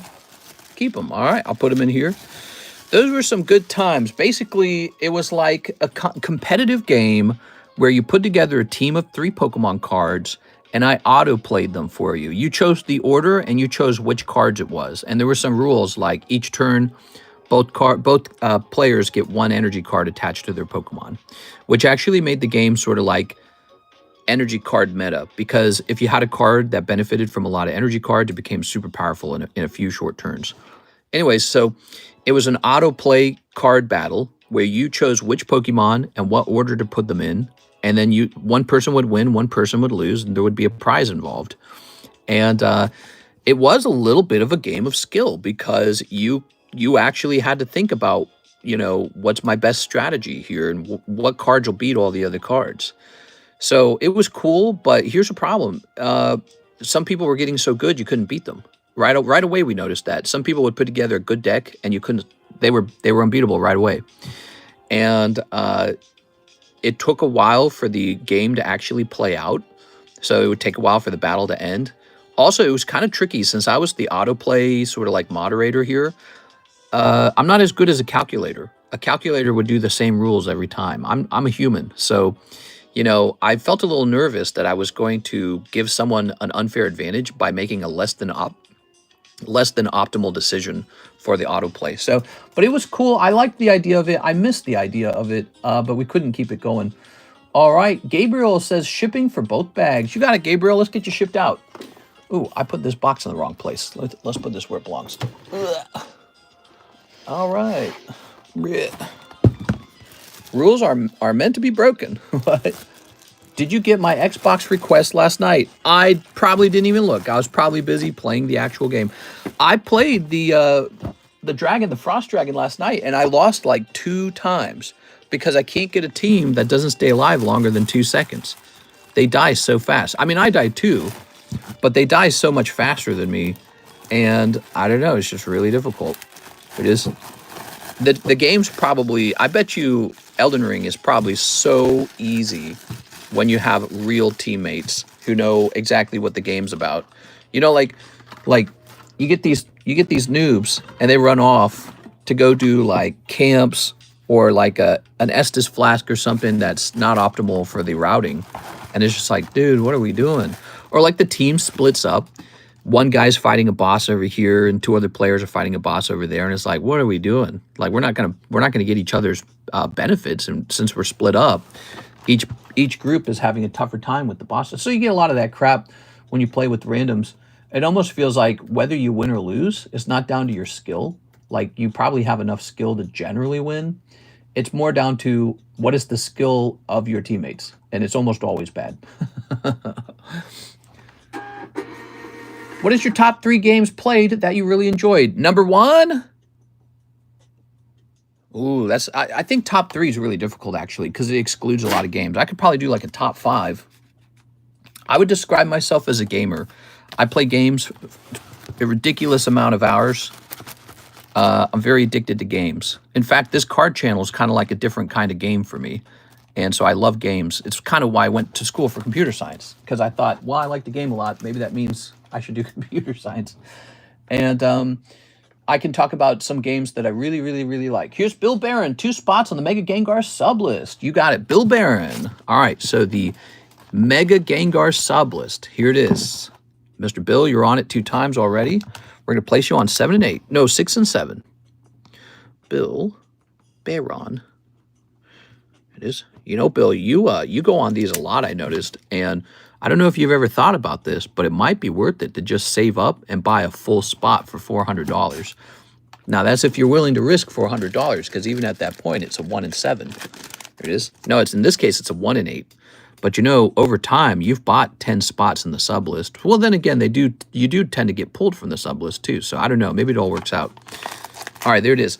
The Gengar Mega Break. I anticipate this one will definitely move and finish. Look, it's got the old Game Boy Gengar on it. There's games that really affected me, and then there's games that I loved because of their design being superior. Like a sort of gameplay mechanic that really hooks me and keeps me hooked. Brett is next. He's got a huge order. He wants a Destined Rivals booster box, 2 live customs. Here goes, Brett. Mr. Brett Love. Thank you, Mr. Brett. How are you today? I hope you are feeling great. We got a 1, and we got... Oh, you got it! You actually sniped the live custom box. No one else bought those 2 spots, even though it was close to a hit. Oh, you can either have this Bigfoot card or $100 of store credit. So now you must make a choice. Now you will make a choice. Here it is. So he is originally a $200 card. PSA 10 Metazoo Bigfoot. There it is. You know what would be crazy is if we had a break slab in the live customs, and when you pull the break, your name gets put down.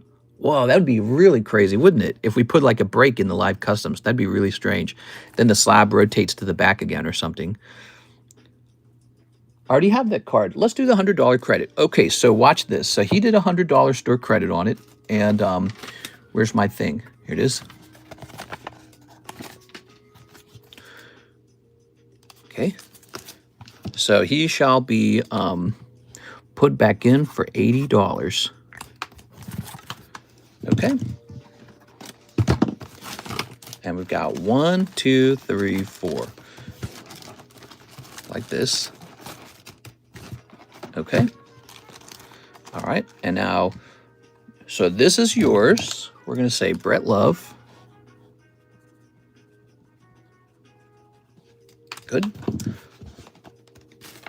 This is a new idea that sort of competes with the idea of the star card. Instead, it's a rotating item in the live customs or the Poke Shuffle, where you have the option to have the card or have me purchase it back from you instantly, but it reduces in price every time it does this. So this is going to say Bigfoot, and this time it will say $60 store credit. So you see what's going on here. So he's reduced this time. He's going in for 80, and you can have me buy it back immediately for 60. And then next time we do that, it's probably going to be like 40 and 20 or some crazy number like that, right? So and eventually he gets so cheap that someone says, you know what? Just give me the Bigfoot. I don't know. Maybe they will never say that. Maybe it's possible no one ever wants the Bigfoot. But I mean, his original price was $200. There it is. So at some point you get him so cheap, you're like, maybe I just keep him. It is all right. Sometimes we get a card like that Bigfoot, and he's not as desirable as Charizard, and we never really know what to do with it. Back in he goes. All right, and you've magically turned $40 into $100. Pretty good. Pretty spiffy. Okay. No love for Mr. Big C. He'll find love. All right, so Destined Rivals, 1 whole box. Let's do it. So, Mr. Brett, you'll notice we're in vertical mode today. It's a very rare thing, but we were talking about the YouTube algorithm and stuff like that, and Mike Side mentioned he wanted me to test out vertical streaming. He was saying that he had researched it a little bit and that vertical streaming brings in a slightly different audience because YouTube advertises the stream to people who are going through the YouTube shorts. It's just something we never really tested out before, so we wanted to give it a test. There we go. I would say views for today sitting at 96 views, pretty solid. We certainly haven't lost viewers from our usual view count for a daytime stream. I'm gonna just set this whole pile to the side. It's just too much. I can't sit it all on screen, unfortunately. I wish I could. Maybe we could do that somehow. Maybe, yeah, I don't know how we would fit it all on screen. 20 bucks is a good deal. That's 50% off on a break spot.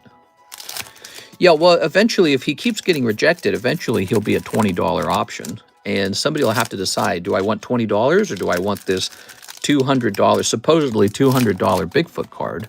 And they're going to say, you know what, just give me the Bigfoot. Because the value is so good there they're going to take it home for 20 bucks and say, check out this weird Bigfoot I got for 20 bucks. You know, they're not going to feel like they lost something walking away from $20. They're going to feel like they lost something walking away from the Bigfoot card.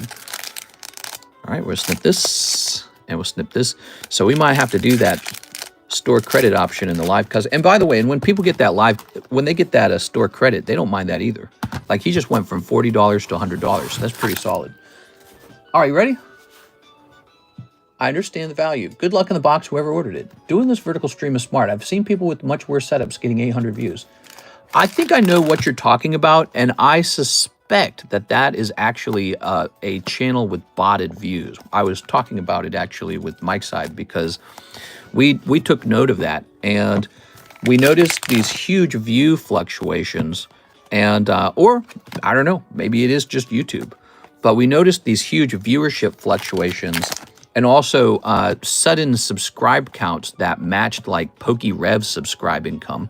So he gets a certain, PokeRev, we compared that channel to PokeRev, and the subscribe count was massive. Like within 2 or 3 months, picking up like 24,000 subscribers. And it was like, before that, the channel 100% dead. And then we analyzed the content. It is just the same old boring content that everybody makes. Absolutely nothing about the content is unique. Wow, these look really nice.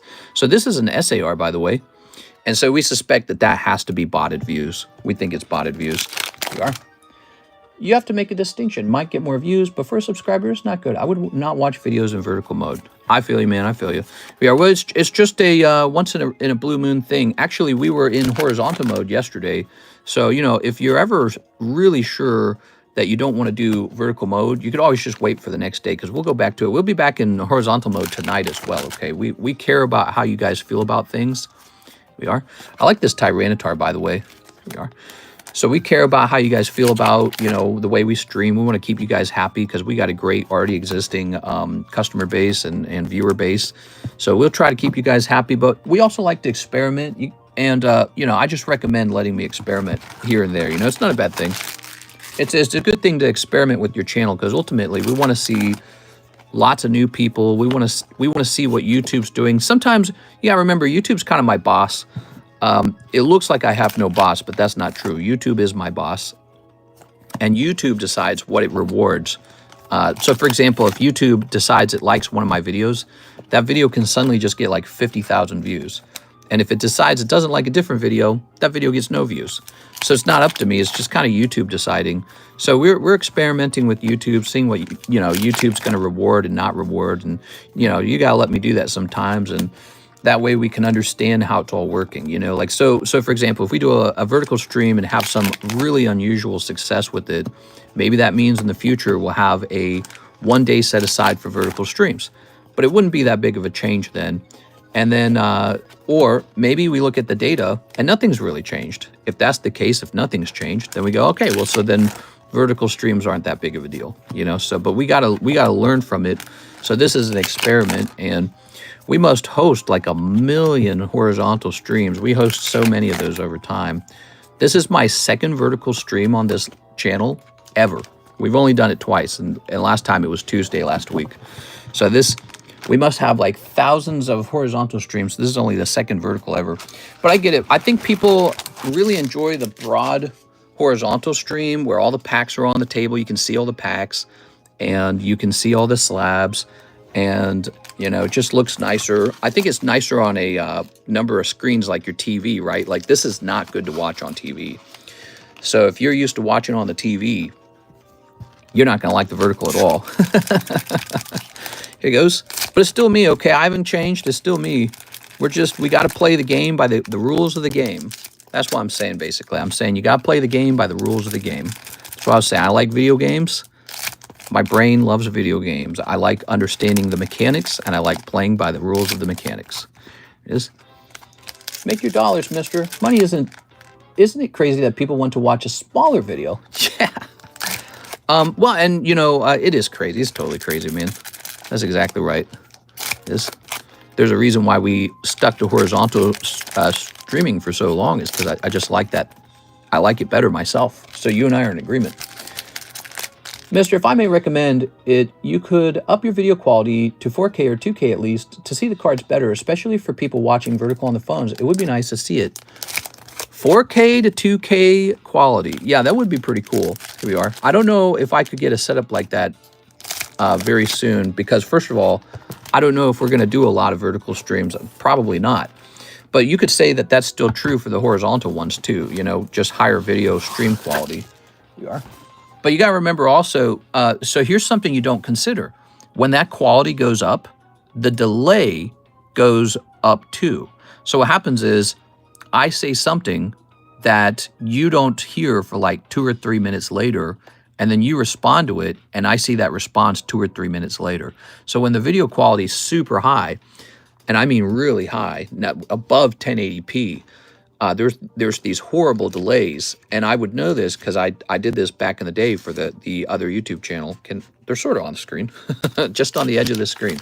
All right, ooh, look at that. That's beautiful, man. That's why you got to open this set just for this one card. Look at this, beautiful. Boy, I feel like I like that better than the alt art. That's crazy, man. That is so beautiful. The Team Rocket's Mewtwo is so nice. Wow. All right. I feel like I'm on Instagram. Yeah, I agree. Change is bad. I don't like change. No, but really, there's a reason why we've always hosted in horizontal is because I actually think it is a better experience. It's just that YouTube might be deciding that, hey, you know, we got this big audience of people doing vertical mode, flipping through the shorts. And anybody watching right now, did any of you guys come from watching YouTube shorts? Is there anybody watching right now who hasn't spoken up, who came from YouTube shorts and you just ran into this stream? Dude, look at this Metagross. This looks cool too. Look, this is from the other deck. This is from not the Team Rocket deck. This is from the Heatwave Arena. That's awesome looking. This is my favorite set from Scarlet Violet. I think it is. I mean, I like Prismatic a lot, but to be honest, Prismatic is not as good as Evolving Skies. It's just not. It's a really cool set. It's close, but Evolving Skies was a better set ultimately. And I like this set a lot. I just wish it had one more good card in it. Like the Mewtwo's good. The Cynthia Garchomp is good. I wish I had like one more good card in it. I am subscribed, but I was scrolling and it hit you. Oh, very interesting. Okay, here it is. Okay. Tossing that. I love gold. The smell of it. The taste of it. Here's Ponyta. I like this Misty's Gyarados too. He's kind of neat. We are. Some decent hollows in this set. Okay, we've got some more hollows over here. You ever don't want those hollows, you just say so. There are. And here's Mabostiff. Look at that Mabostiff. I'm sub, so I don't know if it affects what I'm given. I bet it does. Okay, Mabostiff's been pulled. Here's Zamazenta. Look at that Zamazenta. Beautiful. Moltres SIR is fire in this Destin Rival set. I don't like the Moltres as much. And actually, you know what disappoints me? The fact that you get Moltres, but you don't get the other two. That kind of really disappoints me. I wish you were given all of the legendary birds. Kind of makes no sense that they only give you Moltres. And my thoughts on that is the Pokemon card company decided it didn't want to give us too much. It's like, just give them a little drip. Give them a little taste. And nothing more than a taste. And I really don't like that. I wish they had given us a full, you know, full rocket set, you know? They're like, nah, just a taste. You get a little morsel of Team Rocket. You know, because if this was Rocket Returns, Articuno, Zapdos, and Moltres got an EX card. You know, it's just like a full-fledged set. So yeah, this one lacking all that kind of makes me sad a bit. All right, I even like the bulk from this set, man. There's some cool bulk cards in here. All right, cool. Mister's favorite is the olive tree. Yeah, I love the olive tree. That's my favorite one. How did you know that? How did you know that? All right, let's take a quick look. Mr. Brett, thanks for popping in. Thanks for gracing us with some entertainment here. We got Zamazenta, Mabostiff. So I pulled out some of these good hollows, Gyarados and Tyranitar. And then we've got Mewtwo. That's a really quality pull right there. That's like a top 10, I think. In the Mewtwo, that's a top 10. I'm also liking the centering on that. That looks good. Electivire, Arboliva, Setatan, they're okay. The Metagross and the Garchomp are actually pretty cool. I like them. Then we got Crustle, we got Garchomp, he's okay. Persian, Mabostiff, another Hollow Tyranitar, though he's off-center. Kangaskhan. Very early on, you pull this SAR, the Team Rocket Aranya. And she's looking like a pretty, she's got that dangerous haircut. All right, Mr. Brett. Mr. Brett, you got a lot of bags. Let's go see if we can find one of your bags, Mr. Brett.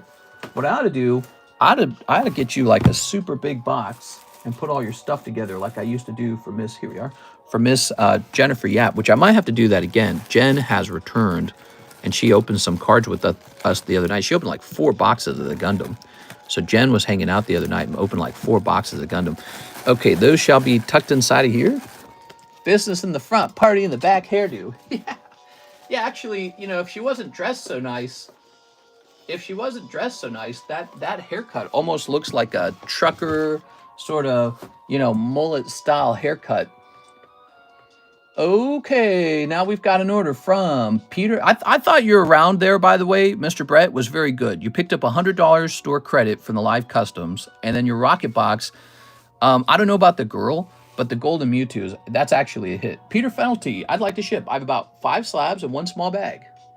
Okay, 5 slabs and 1 small bag. Thanks for the description. That helps a lot. Makes me know what I'm looking for.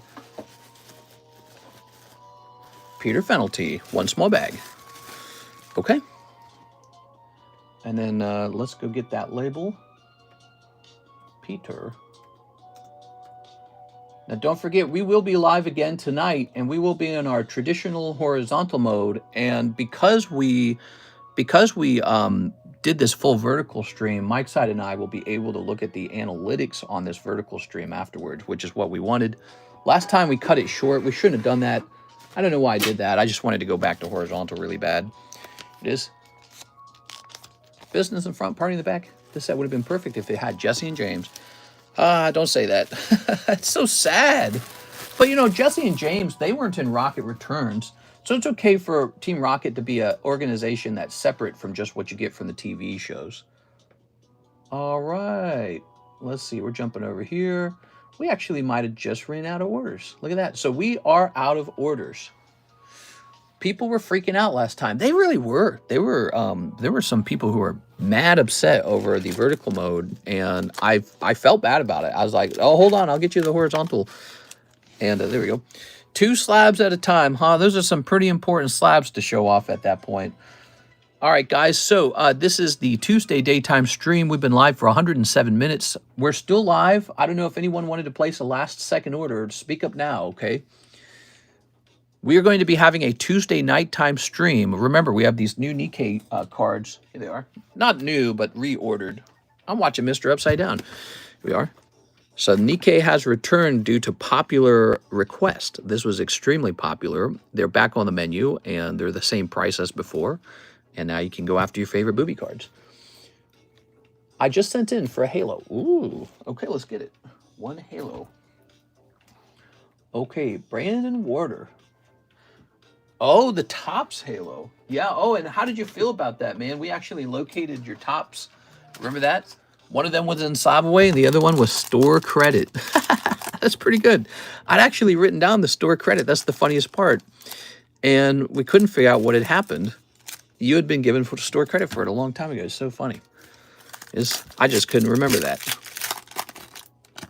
I had a theory the moment we saw it in Subway. I was like, so wait a second, we sold these.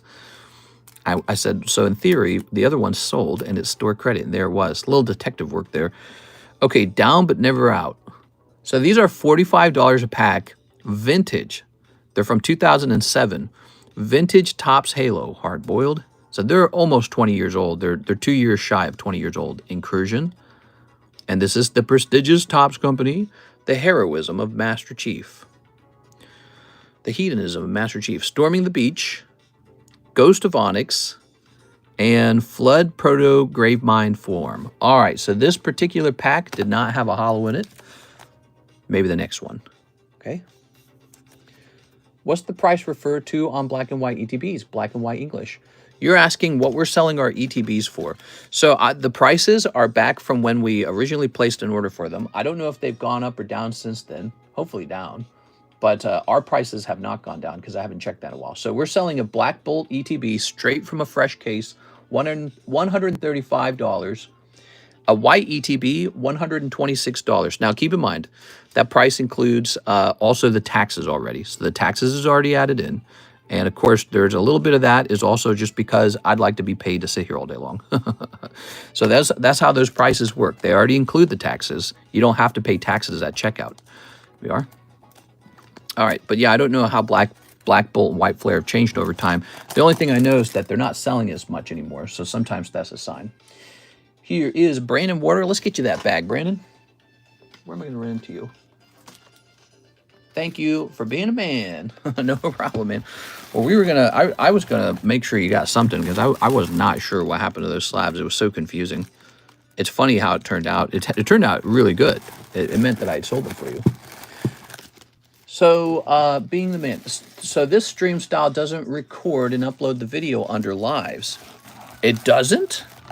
It doesn't, meaning like you can't rewatch this later? Sell $3 for a bag sort. Also, Mr. Can you donate whatever you think I should donate? Says Michael Pettiford. We can definitely take a look into that real fast. Heavier Arroyo, 5 Mega Symphonia, Mega Brave. Now, hold on. 5 Mega Symphonia, 5. How much of the Mega Brave did you need? Grab this. Javier. I don't know how I couldn't find either of the slabs being sold. I looked hard. Oh, you know how it is. Like finding a needle in the haystack. 1, 2, 3, 4, 5. Okay. Did you see my message? Okay. Mike Sites says it does. Oh, okay. Insert my mom muscle man joke. My mom. So you sent 40. Now, I know these are 5. And these are 4, right? Isn't that right? What are the prices on these? I don't remember. I don't know how much of each to open. Okay, so Mega Symphonia is 4 and Mega Brave is 5. So if he ordered 5 of these, that's $20. And so he ordered 4 of these. There you go. Ta-da, math. We're mathing. We're morbid today. Okay. You know who else loves Halo? My mom. Oops. Can't see the whole table. And chat covers up a lot of the goods, says Akiman. Oh, really? We are. So the chat actually pops up on the screen. That's so interesting. All right. Very nice. Very good. Tossing this. Javier, are you ready? So, guys, we did it. We did a full 2-hour vertical stream, and we are going to analyze the data on it, okay? After the data comes in. And we'll tell you what we found out, okay? It is. Overall, the stream sat around 95 viewers. I thought that was as good as any daytime stream gets. I mean, that's not bad, 95. It certainly didn't hurt us. We noted a couple people we'd never seen before said they found the stream by scrolling the shorts. So it could be not a bad idea to maybe have a Tuesday vertical stream day. Vertical stream, daytime stream or something like that. You know what I'm saying? Do you have the secret rare Gyarados from Crimson? From Crimson? Oh, Crimson Haze. I used to have that because it's so cool looking. But it underperformed as an asset, so I liquidated it. And I looked him up before recently. Now he's like 500. So he's doing okay over time because he used to cost like 100. So, but he's just a rainbow rare, and the general consensus is that the rainbow rares were undesirable. So I don't know whether to reacquire him. And honestly, I don't need him because I have the Gold Star Gyarados. That's all I need. I feel like I'm happy with that. Actually, I almost clicked the button to buy the first edition base set Gyarados because I like that card. I like base set Gyarados too. I had that card when I was younger. I really loved it. Okay, thank you, Mr. Javier. Appreciate it. And now a quick order from Michael Pettiford. He wants a bag sort. He also wants me to remove junk cards from the bag. Okay, Michael. Just the one bag? Let's see. It looks like it's one bag. All right, so junk cards typically just include hollows, okay? Let's see. Like, this is probably a packet of hollows.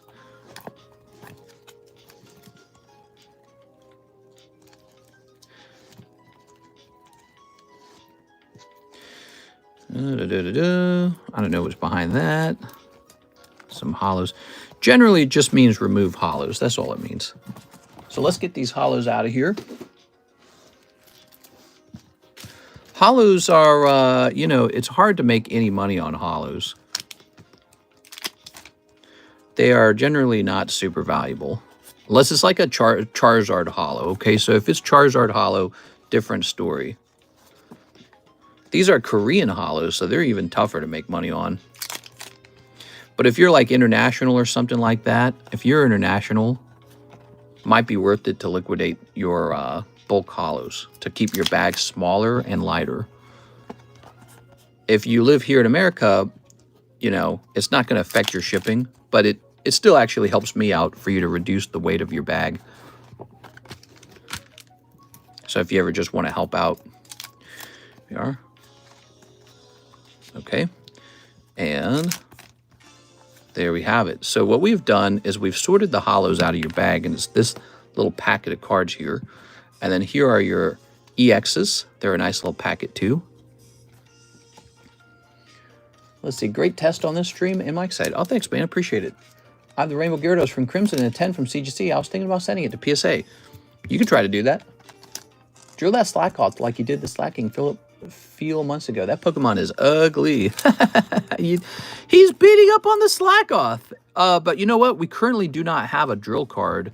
A drill card's a community card where everyone donates $1, maybe $2. And believe it or not, over time, this brings the card down to 0. And when it reaches 0, we drill it. So we could create a new community card. It could be that slack off. He could be the new drill card. And when we drill it, we record it. And then everyone on the internet gets very angry about this. So it's a funny way to watch people react. But we haven't done that in a long time, have we? We haven't drilled any cards in a long time. We are. The problem with drilling cards is ultimately it's a waste of money. You know, back when we used to drill cards, they all used to be cheaper too. Now cards are really expensive, you know? What's your most prized label? What's your most prized black label TCC? I do have some black label cards. Not that many of them, but I do have a Latios that I acquired from China that I think has gone up in price over time. See this magnetic holder? I actually manufacture these in China. So it's a Chinese card with a protector that was made in China. Actually, I sell these holders on eBay, and I had this manufactured recently, and I never listed it because I'm a freaking procrastinator as hell, man. You guys ever procrastinate?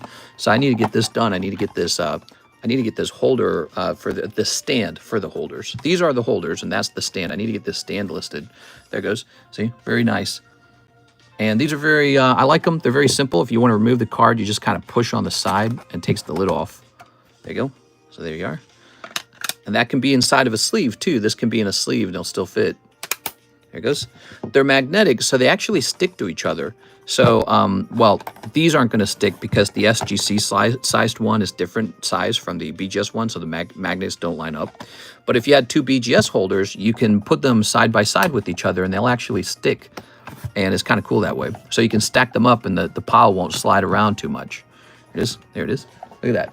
You created those. Yep. I've sold probably thousands of these over the years. So we've been making these for a long time. They sell pretty much every single day.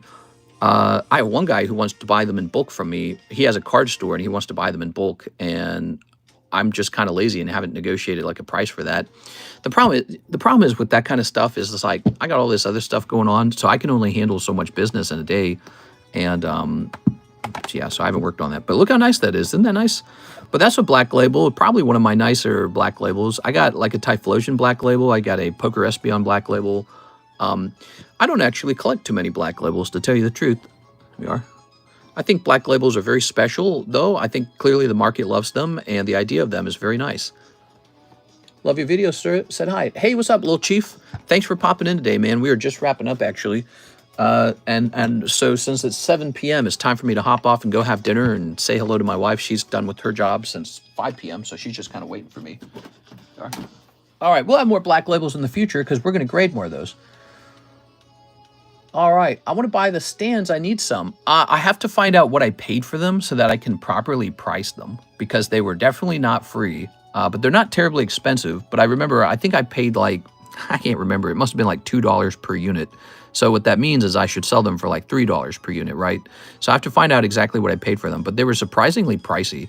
And I guess that's because even when you make something very small and cheap, you know, there's still effort that goes into it or something like that. You know what I mean? So I don't know. I have to find out what I paid and what I need to sell them at. All right. I'm going to go ahead. $3 sounds pricey for that. I'll find out later. I should really get that done. That should be up on eBay already. We have a website. My wife's been working on that website, and I've been thinking about listing all the plastic products up on that website, and then you'll be able to just go there and buy it, and it'll be cheaper than eBay. So that's the best thing about a website. You get away from that 13% eBay fee. I think it's 13.5 now, right? eBay's a ripoff, dude. This 13.5%. That's worse than taxes. The government takes more than that, or less than that. How crazy is that? Anyways, enough rambling. I had a great time with you guys. Thank you for joining our vertical stream. Look at that, 70 likes. You guys were too kind. Thank you so much. We'll see you tonight for the horizontal Tuesday nighttime stream. I'll see you guys there. Have a nice night.